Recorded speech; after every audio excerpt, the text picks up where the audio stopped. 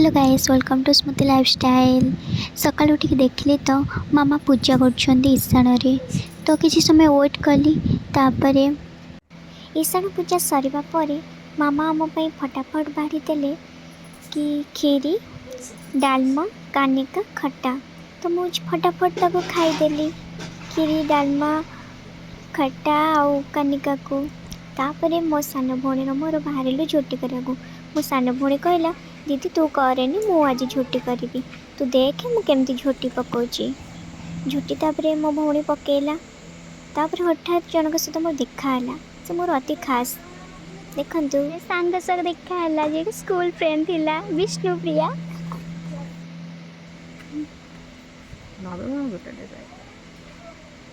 ये मो सांग विष्णुप्रिया स्कूल फ्रेंड। मो चेंज हे जे हां फेस चेंज अबे हे, ना सब ये चेंज हे, मु जेमती है सेमती चुट्टी अछि। काटची बोली केवल चेंज हे नहल नाही तुम देखिबे मो पूरा सेम।